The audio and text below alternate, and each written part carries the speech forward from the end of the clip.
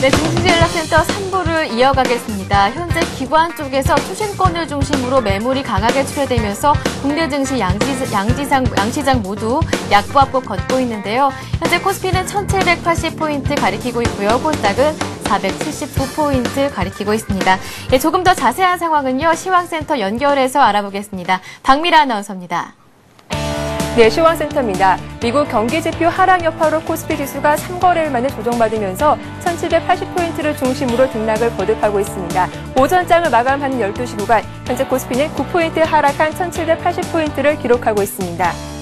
오늘 코스피 1795포인트로 상승 출발했습니다. 장 초반 1790포인트 지지 움직임을 보여주기도 했는데요. 오늘장 기관의 매물이 강하게 출회되면서 1780포인트 초반대로 내려온 상황입니다. 현재 약보합 움직임 보여주면서 1780포인트를 딱 지지하는 모습 보여주고 있습니다.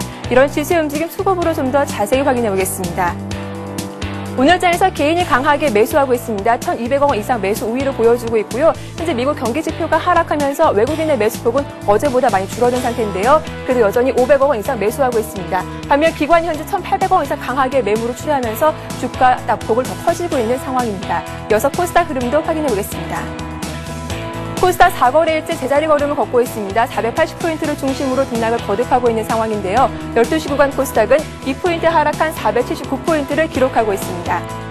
오늘 코스닥 역시 1포인트 소폭 오른 483포인트로 상승 출발했습니다. 하지만 기관의 매물이 역시 부담으로 작용하면서 장중 파란불이 들어오면서 약세로 돌아선 상황인데요. 현재 480포인트를 하회하면서 479포인트 움직이고 있습니다. 수급으로 좀 더 자세히 체크해보겠습니다.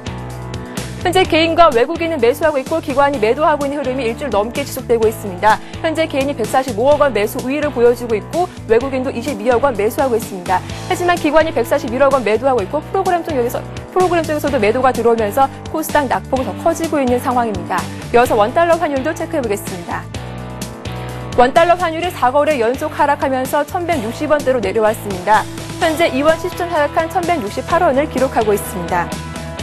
원달러 환율은 지난 7월부터 4% 넘게 하락하고 있습니다. 외환 당국의 개입 경계감이 확산되고 있지만 달러화 약세가 지속되면서 현 시초가 부근에서 움직이고 있습니다. 이어서 시가총액 상위 종목군 코스피 어떤 흐름 보여주고 있는지 확인해 보겠습니다. 지수가 조정받으면서 전 종목이 대부분 파란불이 들어온 상태입니다.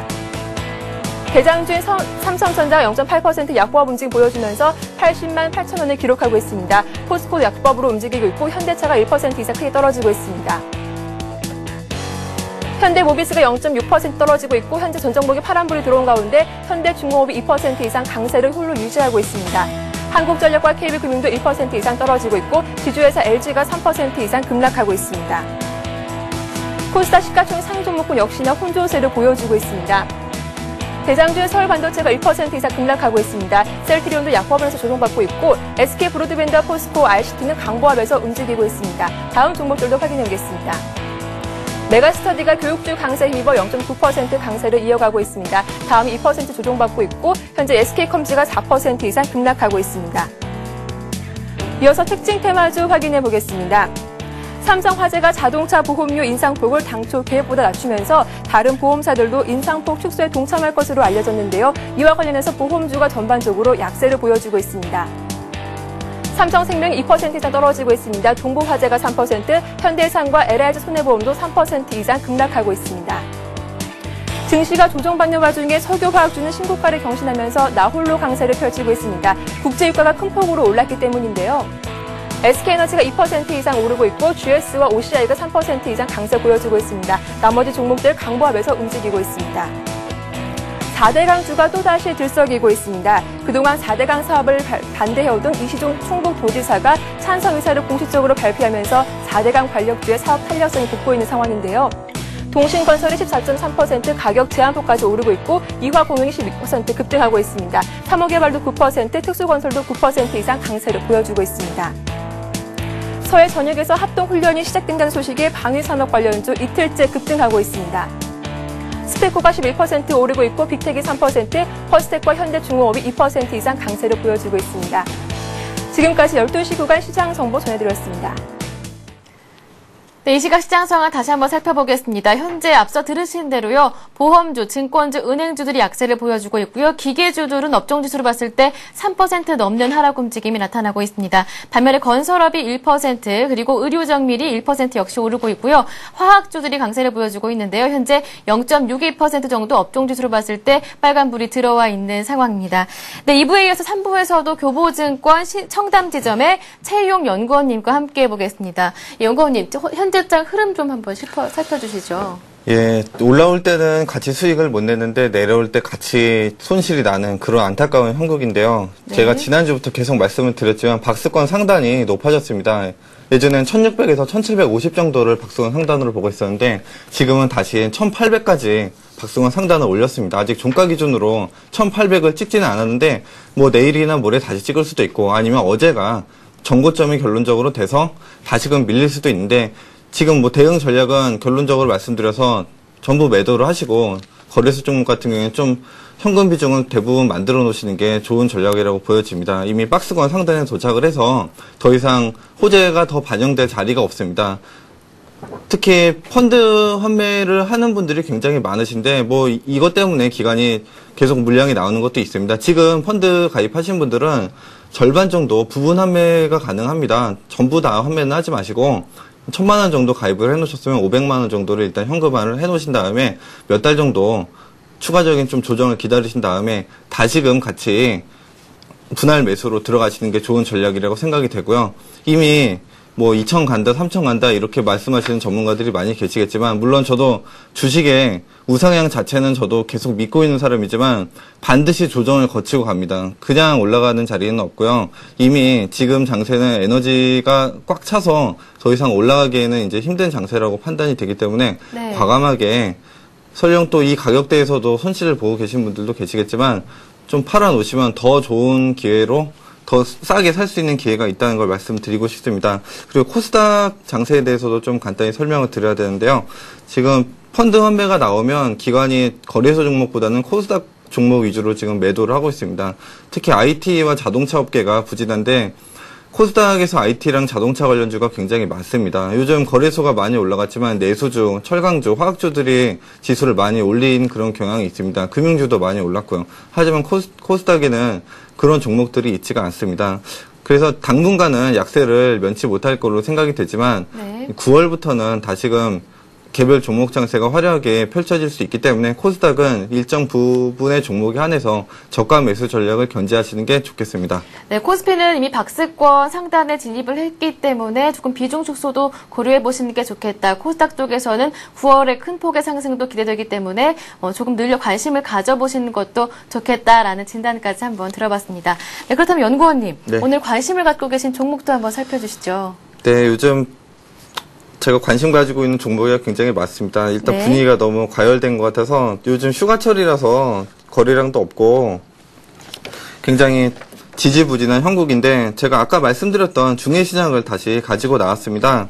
이번에는 조금 더 자세히 설명을 드리도록 하겠습니다. 중해신약이 요즘 들어서 각광을 받는 이유는 자회사인 크레아젠의 신약 개발 기대 때문인데요. 수지상세포 항암제의 임상 이상이 지금 진행이 되고 있습니다.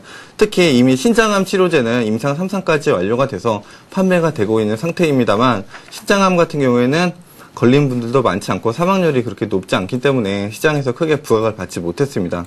하지만 지금 진행되고 있는 간암하고 류마티스 같은 경우에는 굉장히 만성적인 질환이고 특히 간암은 우리나라에서 사망률 1, 2위를 다투는 굉장히 치명적인 질환입니다. 실제로 사망률 중에서도 3위에 해당이 되고 있고요. 이 간암이 임상, 2상, 3상을 통과를 해서 이 수지상 세포의 그 혁신적인 그런 치료 결과가 나타나게 되면 주가가 거의 뭐 2배, 3배 이상은 충분히 올라갈 수 있는 종목이라고 말씀드리고 싶고요. 그리고 암에 대해서 뭐 여러분들도 많이 아시겠지만 치료하는 방법이 크게 한 3가지 정도가 있습니다. 항암 치료, 즉 굉장히 활성화된 세포를 전부 다 죽여버리는 그런 항암 치료가 있고요. 두 번째로는 원자력을 이용해서, 즉 방사선 동위원소를 이용해서 암세포만 태워버리는 그런 방법이 있는데 이번에 중해신약에서 개발하고 있는 그런 수지상 세포를 이용한 항암 치료는 자가 면역 질환을 이용해서, 즉 자기 몸에 있는 그런 세포를 이용해서 또 다른 그런 나쁜 세포를 공격하는 굉장히 부작용도 없는 좋은 방법으로 지금 새롭게 세계적으로 곽강을 받고 있는 그런 암치료법이고요. 제가 아까도 말씀드렸지만 목표가를 7,000원으로 일단 단기적으로 제시를 해드리고요. 네. 손절가는 제가 좀 짧게 잡겠습니다. 왜냐하면 손절가를 깨고 내려오면 나중에 다시 재추천을 하는 방법을 하고 지금 장세가 약간 불안하기 때문에 3,800원으로 좀 짧게 제시를 하도록 하겠습니다. 네. 채용연구원님의 관심 종목 한번 까지 체크를 해봤습니다. 관심 종목 중해신약 제시를 해주셨고요. 중해신약은 목표가 7,000원, 손절가를 3,800원 제시해 주셨는데요. 현재 중해신약 4,060원 가리키고 있는 상황입니다. 네, 곧바로 이어서 문자 종목 상담을 이어가 보겠습니다. 스타 Q&A 이어갑니다.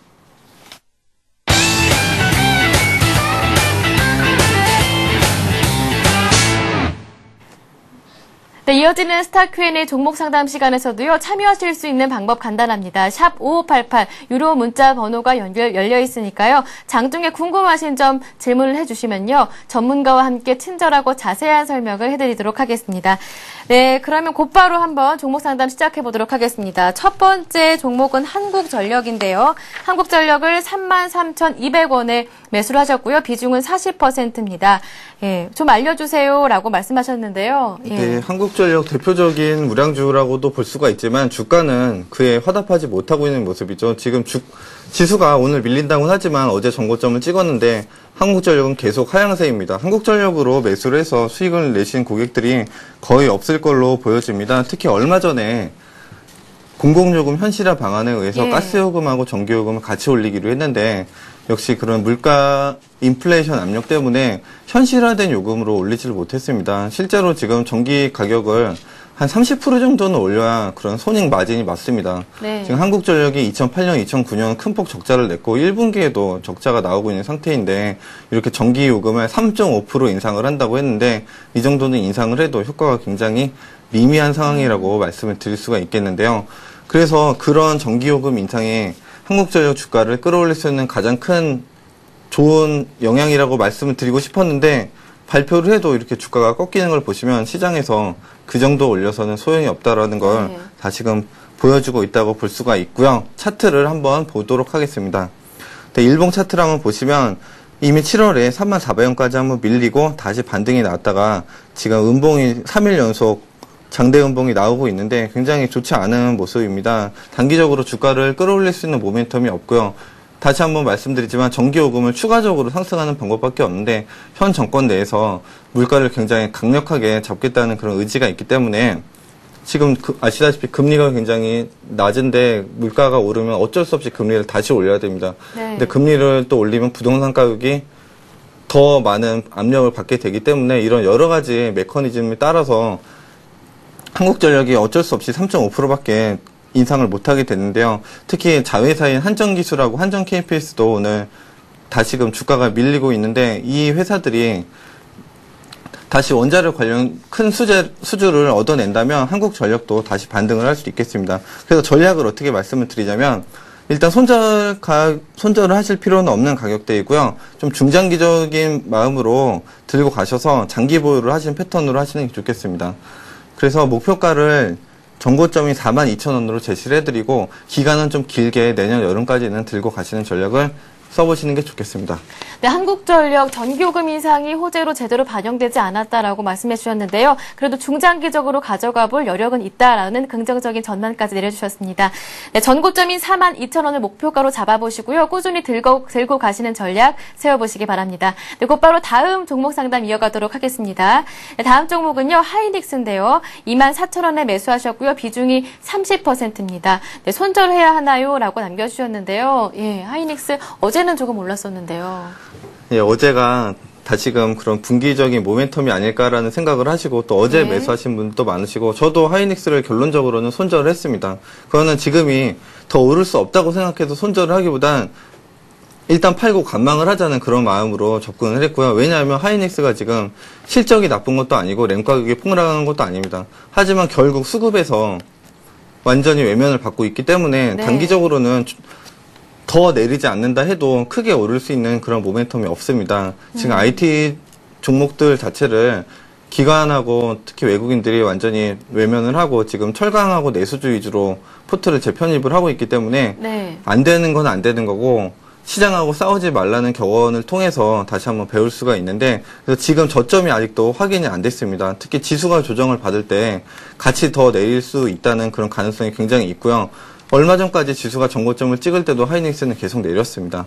그래서 지금 전략은 24,000원에 매수를 하셨으면 약 10% 정도 손실이 나셨을 텐데 이 정도 가격대는 버텨볼만 합니다. 그래서 추가적으로는 절대 매수를 하지 마시고 조금 더 관망을 하시고 플러스로 돌아설 때, 즉 강한 양봉이 나올 때 다른 종목을 좀 팔고 그때 다시 한번 하이닉스를 추가 매수를 하시는 전략이 좋겠습니다. 그래서 손절가는 제시를 해드리지 않고요. 중장기적인 모멘텀은 살아있는데 단기적으로 지금 수급이 안 좋기 때문에 그렇게 말씀드린 것 뿐입니다. 목표가는 전고점이 29,400원으로 제시를 해드리도록 하겠습니다. 네, 하이닉스 목표가는요, 전고점인 29,400원 설정해 주셨다는 거 참고하시고요. 예, 성공 투자하시길 바라겠습니다. 곧바로 다음 문자 종목 상담 이어가 보도록 하겠습니다. 다음 종목은요, 한솔재지인데요. 매수를 13,000원에 하셨고요. 비중은 30%입니다. 한번 곧바로 종목 상담 한솔재지 13,000원 매수하셨고 30% 비중 가시고 계시는데요. 바로 종목 상담 이어가 보도록 하겠습니다. 예, 한솔재지 요즘 들어서 굉장히 많이 올랐고요. 특히 제조업종이 굉장히 지루하고 거래량도 없습니다. 근데 요즘 들어서 다시 각광을 받고 있고요. 외국인 매수가 꾸준히 들어오는 굉장히 좋은 흐름을 보여가고 있습니다. 오늘 들어서 좀 조정이 나오긴 했는데 견뎌볼만 하고 아직도 수익권에 있으시네요. 뭐 말씀드릴 것도 없이 수익성 굉장히 좋고 실적도 좋습니다. 특히 요즘 들어서 주가가 오른 이유는 펄프 가격이 계속 하락세가 이어져 가고 있는데 네. 간단히 말씀드리면 원재료 가격을 싸게 사고 종이값까지도 인하를 할 필요는 없습니다. 종이값은 그대로 팔면 되겠죠. 그러면 즉 ROE, 즉 자기자본 이익률이 더 올라가는 그런 순이익이 높아지는 그런 현상이 계속 나오기 때문에 그거를 긍정적인 모멘텀으로 보고 지금 외국인들이 계속 매수를 한다고 보면 되겠습니다. 그래서 이평선도 굉장히 예쁜 그림을 그려나가고 있고요. 목표가는 2만 원 정도로 그 대신 하루아침에 오를 수 있는 게 아니라 올해 연말까지는 좀 길게 들고 가보시면 좋겠습니다. 네, 한솔재지 올해 연말까지는 그래도 들고 가보시는 것이 괜찮다라는 진단까지 한번 받아봤습니다. 네, 곧바로 다음 종목 상담 이어가 보겠습니다. 다음은요. 6998님께서 보내주셨는데요. 두 종목 보내주셨습니다. AD모터스와 아미노로직스 비중 50%인데요. 꼭 좀 분석해 주세요 라고 남겨주셨습니다.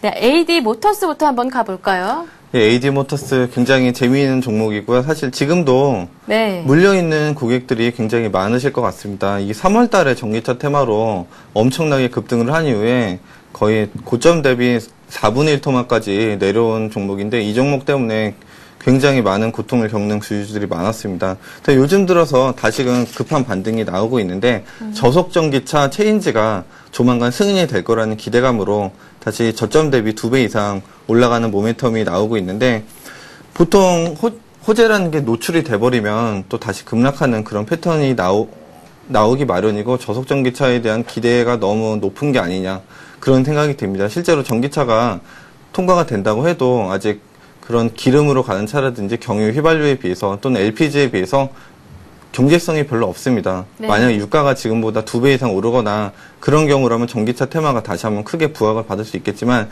중장기적인 모멘텀은 여전히 유효하고 현 정부에서 친환경 소재 또는 친환경 자동차 그런 쪽에 관심이 굉장히 많아서 지원을 하고 있지만 지금 가격대는 상당히 부담스러운 가격대고요. 지금 전망을 알려드리면 되나요? 예. 이미 저점 대비 급등을 했기 때문에 차익 실현을 할 단계라고 생각이 됐고요. 설령 물려있는 고객들도 일단은 비중을 축소를 하고 다음 기회를 노려보시는 게 좋겠습니다. 예, 그럼 곧바로 다음 종목 상담 아미노로직스 한번 살펴보도록 할게요. 예, 아미노로직스 비중 50%라고 하셨는데요. 네, 아미노로직스 지금 요즘 들어서 다시 각광을 받았는데요. 각광 받은 이유가 있습니다. 지경부에서 네. 세계시장 선점 10대 혁신 소재에 아미노로직스가 포함이 됐습니다. 바이오메디컬 관련해서 아미노산에 대한 그런 기대감이 굉장히 많았는데 사실 실적 자체만 보면 별로 좋지가 않습니다. 계속 적자가 나오고 있는 그런 회사인데 정부에서 1조 원 정도를 2018년까지 지원을 해준다고 합니다. 물론 아미노로직스 한 종목에 관해서만 지원을 해주는 건 아니고 전체적인 그런 걸 포괄을 해서 얘기를 하는 거지만 일단 제가 3월에도 말씀을 드렸듯이 가장 큰 호재는 정부 정책입니다. 정부 정책에 맞서서는 안 되고 정부 정책으로 이어져 나가면 소위 말하는 대박이 나올 수가 있는데요. 이미 아미노로직스 시가총액이 1,000억이 넘고 안정적인 매출이 나오고 있는 종목이기 때문에 뭐 급등을 기대할 수는 없지만 향후에 추가적인 상승이 기대가 되고 있고요. 네. 목표가를 제가 7,000원 정도로 제시를 하겠습니다. 예, 목표가 7,000원까지 제시를 해주셨습니다. 곧바로 다음 종목 상담 이어가 보도록 하겠습니다. 예, 다음은요, 만두인데요. 10만 2,000원에 매수하셨고요. 비중이 조금 많으십니다. 50% 갖고 계신데요. 예. 네, 10만 2,000원이면 굉장히 싸게 사신 것 같은데요. 네. 결국 주식이라는 게 싸게 사서 비싸게 파는 게 네. 목적이고, 뭐 언론적인 얘기긴 합니다만 크게 두 가지 방법이 있습니다. 바닥에 있는 걸 사서 올라갈 때까지 기다리는 방법이 있고요. 네. 지금 아주 싸게 사서 올라갈 때 파는 거, 또는 오르고 있는 종목을 사서 더 많이 올랐을 때 파는 그런 모멘텀적인 방법이 있는데, 결국 싸게 사셨기 때문에 부담이 없습니다. 네. 특히 2분기 실적이 얼마 전에 발표가 됐는데 상당히 실망스러웠습니다. 하지만 3, 4분기 실적 역시 양호할 걸로 생각이 되고요. 오늘은 좀 자동차 업종 전체적으로 조정을 받고 있는데 그냥 약보합 정도로 멈춰있는 상태인데요. 이제는 성장성 자체를 크게 기대하기는 어려운 상황이고요. 주가에 이미 실적이나 모멘텀이 다 반영이 되어 있는 상태입니다. 그래서 욕심을 많이 부리지는 마시고, 네. 정고점이 13만 6천 원인데 그 가격대에서는 또 물량이 많이 나오기 때문에 13만 원 정도까지 가면 네. 전량 매도를 하셔서 차익 실현하신 전략을 쓰시면 되겠습니다. 네, 만도 종목 상담까지 이어가 봤습니다. 네, 지금까지 교보증권 청담지정의 최희용 연구원님과 함께했습니다. 고맙습니다. 네, 감사합니다. 네. 네, 이어서 최희용 연구원님의 관심 종목 다시 한번 체크해 보겠습니다. 네, 최희용 연구원님 관심 종목은요, 오늘 중외신약을 말씀해 주셨는데요. 목표가는 7,000원, 손절가는 3,800원을 제시해 주셨습니다. 네, 이어서 오늘 현재 이 시각 시장 상황 다시 한번 짚어보겠습니다. 현재 코스피는 1780포인트 걷고 있고요. 현재 외국인과 개인 쪽에서는 꾸준하게 매수세가 들어오고 있지만 기관 쪽에서 매물이 강하게 출회되고 있습니다. 네, 코스피는 현재 어제보다 9포인트 내리면서 1781포인트 가리키고 있습니다. 이어서 코스닥 살펴보겠습니다. 코스닥은 현재 어제보다 2포인트 내리면서 479포인트 가리키고 있는 상황인데요. 매수 상황은 조금 전과 같습니다. 개인과 외국인이 조금 사고 있고요. 외국인은 8억 원 정도 관망하는 장이 펼쳐지고 있습니다. 기관 쪽에서 역시 매물이 나오고 있는데요. 기관이 100억 원 정도 매물을 출회하면서 지수 하락에 부담을 주고 있는 상황입니다. 네, 이어서 이 시각 주요 뉴스 이어가 보겠습니다.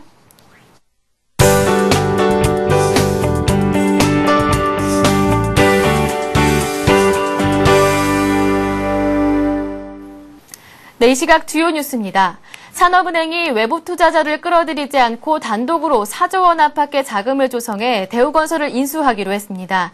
산은은 사모투자펀드와 투자목적회사를 설립해 모두 4조에서 4조 5천억 원의 자금을 마련해 대우건설을 인수할 계획입니다. 사모펀드로 최대 3조 5천억 원을 조성하고 투자목적회사를 통해 1조 원 안팎의 자금을 조달하겠다는 것입니다. 또 대우건설 인수 후 부동산 경기와 대우건설 주가가 회복하면 투자자들에게 지분을 다시 매각할 예정입니다.